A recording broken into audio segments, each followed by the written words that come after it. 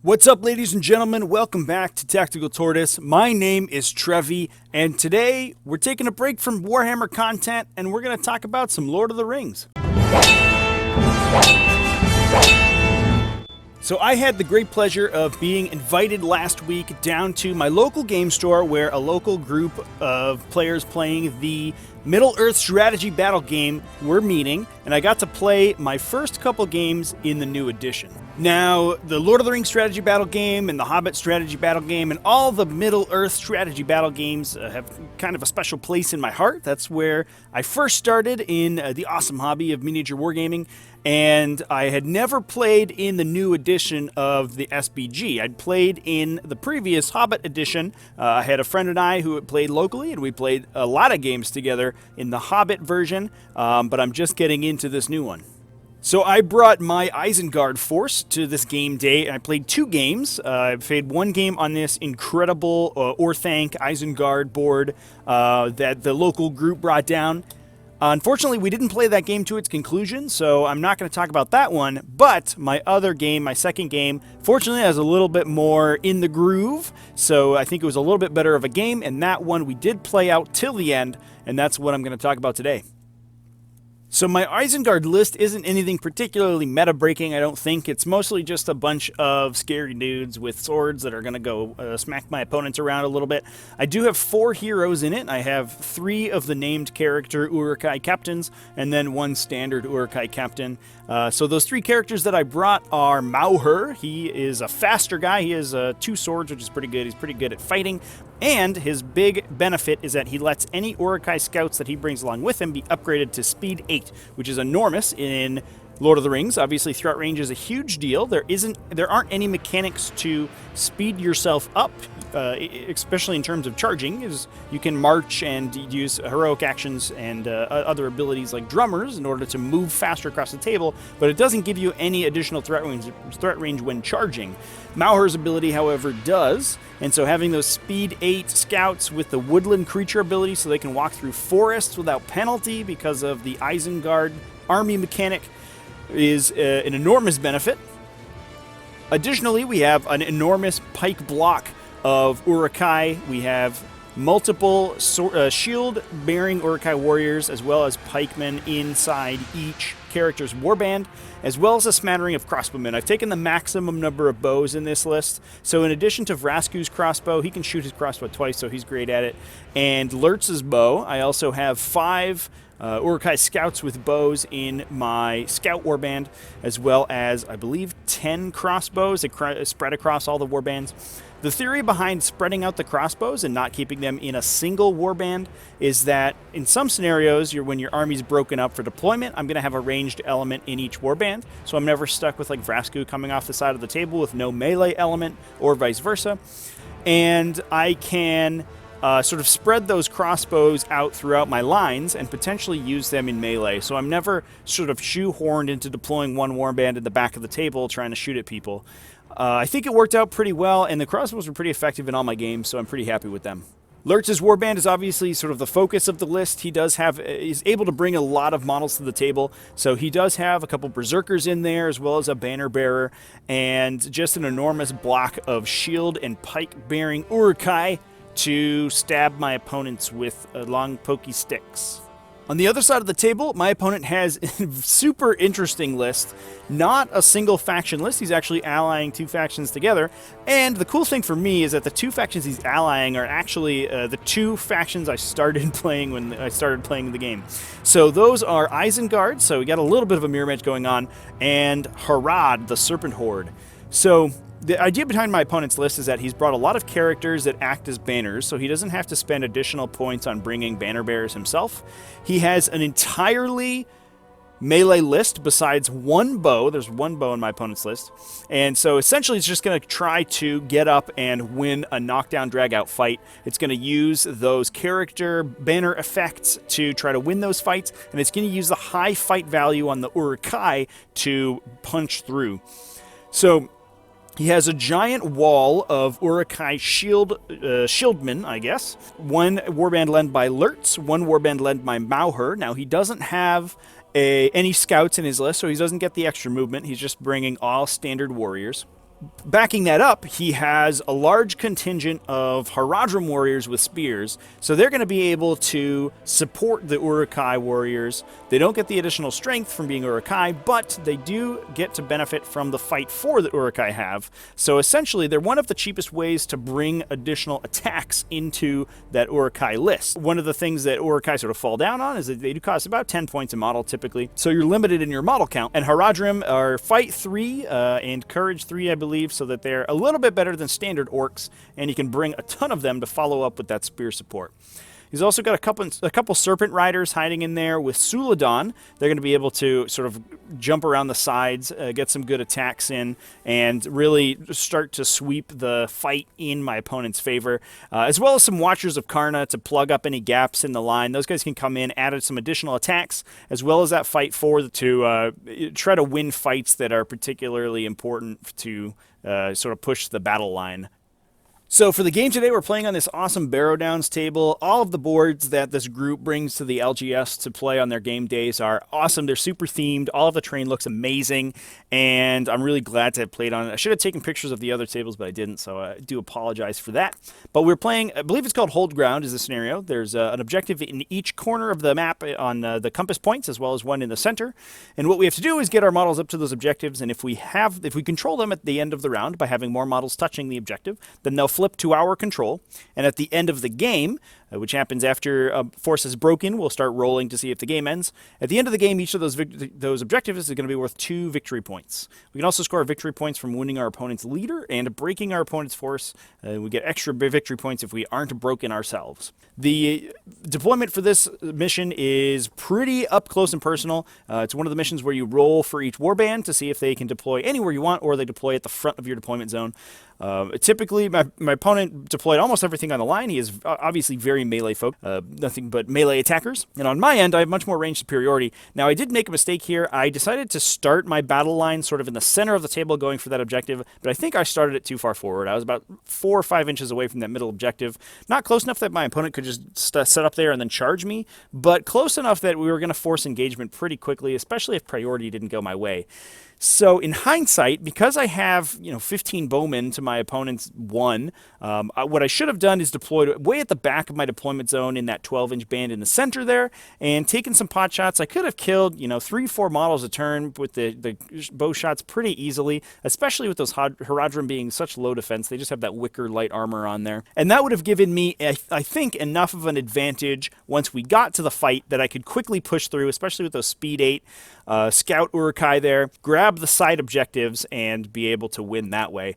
So in hindsight, that's what I should have done, but I do feel pretty confident. I think I have enough just base Uruk-hai that I can hold my own in the fight phase, especially once my opponent's Uruk-hai start dropping. And I have so much shooting that I'm going to be able to do a ton of damage before the lines clash.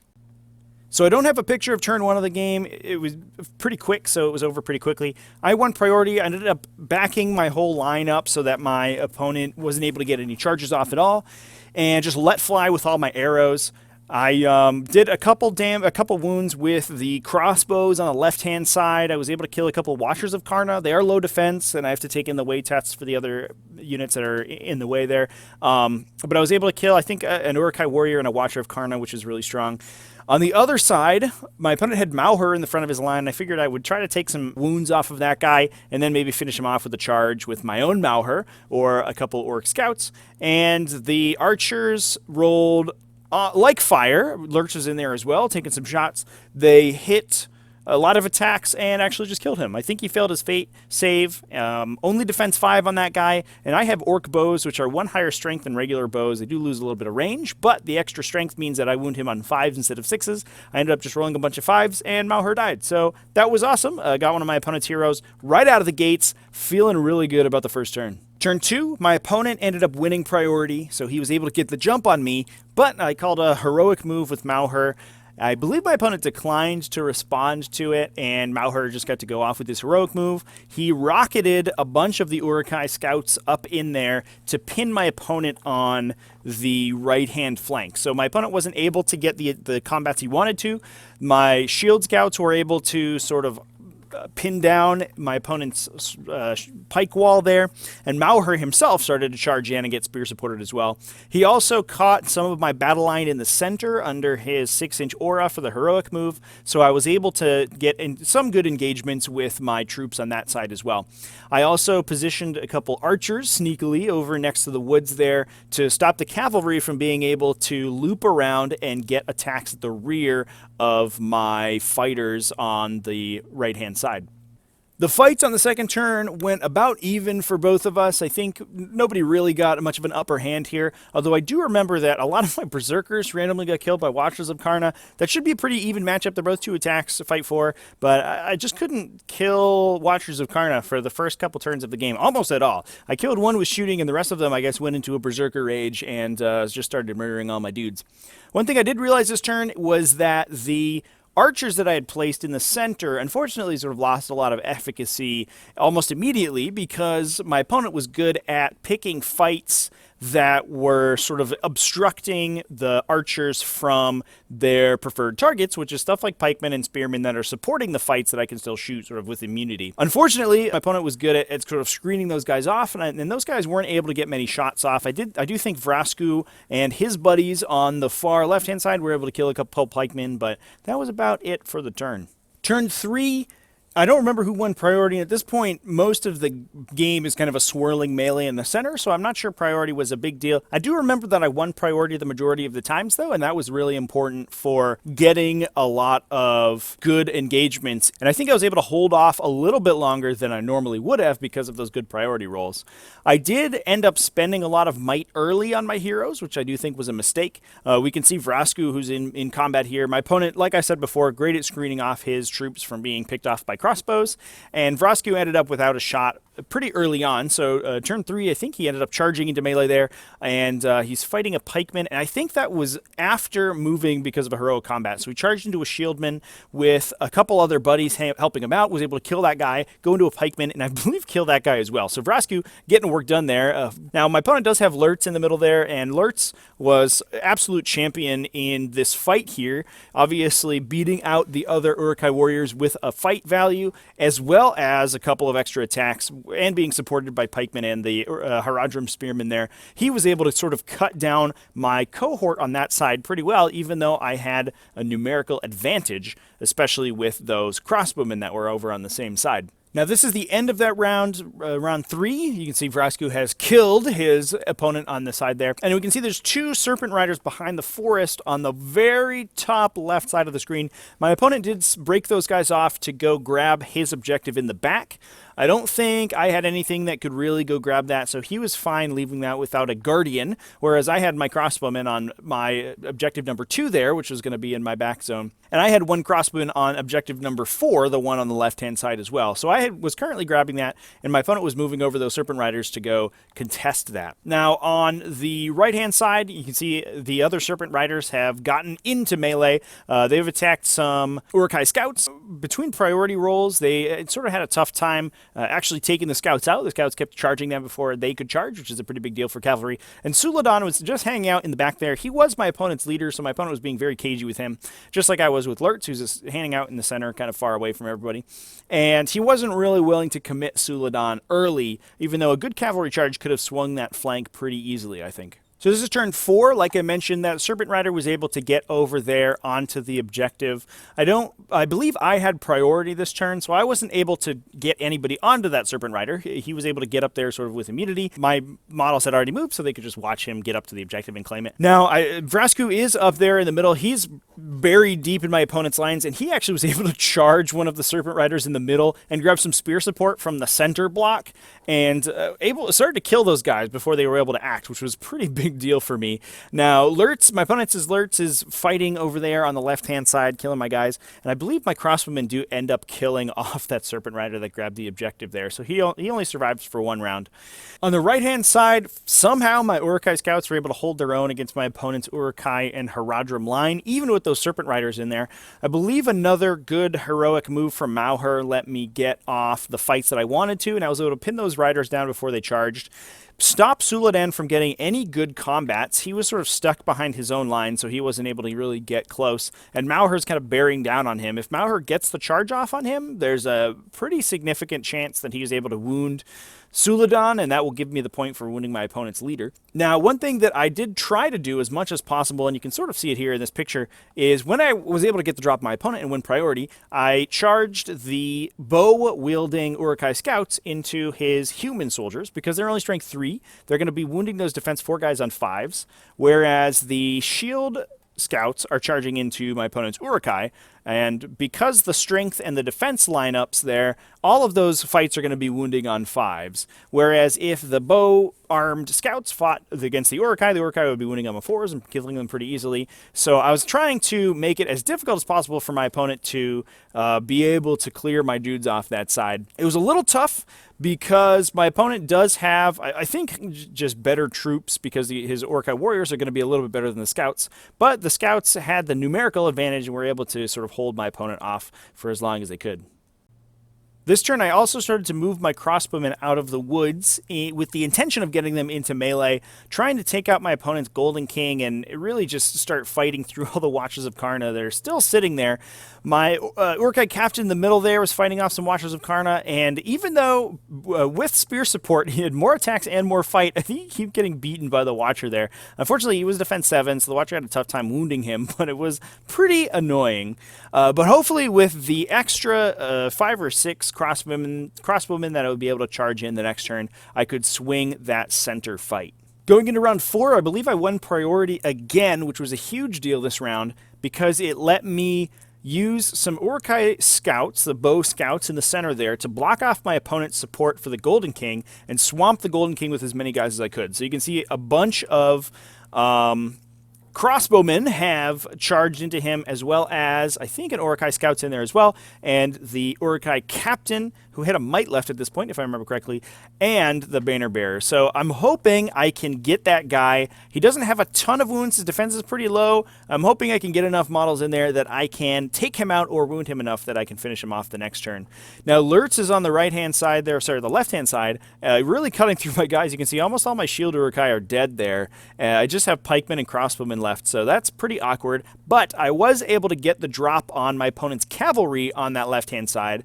You can see Vrasku's charged into one Serpent Rider. I've pinned another one down with a crossbowman, and the 2 crossbowmen on the far left have taken the objective and charged into the Serpent Rider there, and I believe they do end up killing that guy off. Now, this is pretty embarrassing here. A couple interesting things going on in this picture. Obviously, you can see the Golden King is not dead. In fact, all of my models have backed off from him because despite having way more attacks and way higher fight, the Golden King did win that fight, and my guys weren't able to wound him.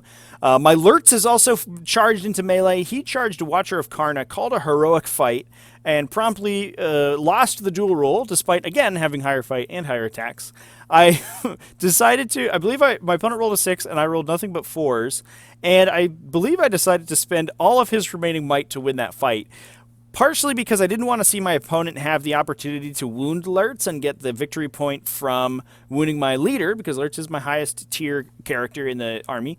But I also wanted to not have that heroic combat go to waste, and I wanted to charge him in. So he killed off the Watcher of Karna that he was fighting and charged into a second one. I believe killed that one too. Not sure if it was worth it. Not having any more might on Lurtz there was pretty awkward, especially with my opponent's Lurtz, who had only spent 1, I think, at this point, bearing down on him, and my Lurtz is sort of sandwiched between 2 characters. So I was a little hairy about that, and pretty upset that I wasn't able to take out the Golden King that turn. So some bad dice going my way. I was able to sort of hopefully salvage things a little bit, but we'll see how it goes. So one thing I didn't mention last turn was that my opponent's force actually broke last turn, which means this turn he'd have to start making his courage checks and rolling to see if the game ended.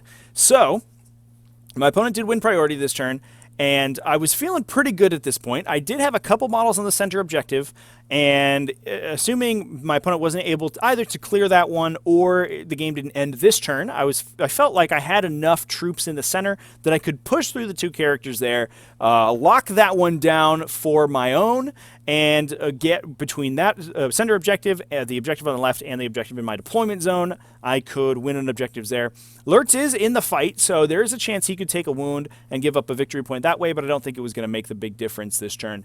Now, my opponent did win priority. He decided not to charge into Lurtz with his own Lurtz. I believe he charged in to just a bunch of warriors to start thinning my ranks as quickly as possible. He stormed into the center with a bunch of Uruk-hai warriors, as well as the Serpent Rider on the top there, and was able to get some charges off with his Serpent Riders on the far right side. Finally, they were able to get the charges off on the scouts they wanted to and start killing those guys off. So my right side is starting to collapse a little bit. Suladan, I believe last turn, had charged into Mauhur and killed him, so Mauhur was dead, and I was starting to lose that flank as a result. Now, a bit of a spoiler alert here. This ends up being the last image of the game because my opponent is able to clear off the center objective between the Serpent Rider charge and the Uruk-hai warriors you have there. I was able to clear out a couple of them with Vrasku and with my warriors, but he killed my Uruk-hai scout who was holding that objective down. He has one Uruk-hai warrior with a shield there, you can see on the objective. He's killed all my models or backed them off the objective,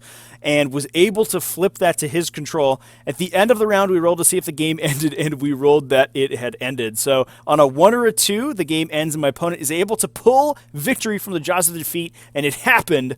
So very exciting game. Unfortunately, I do go down. Neither of our leaders were damaged, and both of our forces were broken, so essentially that point is a wash, but my opponent does win on the last turn, 3 objectives to 2. So it was an awesome game to my opponent. I think I had the upper hand here. Like I said before, I was sort of losing control of the right-hand side of the board, but I wasn't ever expecting to be able to grab that objective. I just wanted to hold up my opponent's troops there and Suladan as long as possible. Suladan is a bit of a beast in the combat, especially as a cavalry model on that horse there, and I wanted to keep him locked up and stop him from, going after Lurtz and killing all my crossbowmen. But what I was hoping to do is have enough troops in the center there to be able to hold that position. Unfortunately, not being able to kill the Golden King and not really doing much damage to my opponent's Lurtz made that a little tough, but I did have a lot of troops in that center, and I did outnumber my opponent. But at the end of the day, I was super happy with how the game turned out. I think I would have won if we had kept going a little bit more time. And my enthusiasm for the Middle-earth strategy battle game has been reignited, I think. I'm very excited about this game. It's a super fun game. It has some very interesting mechanics. It honestly is innovative for the time. This game is almost 20 years old at this point, I think, and has a lot of mechanics that are very odd for Games Workshop in how modern they are. And it's one of my favorite games for that reason. Until this day, for sure. The new edition feels like it has revamped a lot of stuff. List building is a little less silly, and a lot of the heroic tiers are an interesting addition as well. So, very fun game. Super excited to get back into it. I do have a couple armies for this game lying around. I have my Uruk-hai. I've got some Easterlings as well. I've got my Haradrim army with a Mumakil. So, hopefully I'm going to be able to make it out to more of these meetups, get some more Middle-earth strategy battle games in, and show them to you guys. So I hope you guys enjoyed this battle report. Let me know what you think about the Middle-earth strategy battle game. And yeah, if you want to see more Middle-earth content, you can subscribe to my channel. I'm sure I'll have more coming in the future. Go ahead and like this video, leave a comment, do all those YouTube things. And of course, as always, have a great day.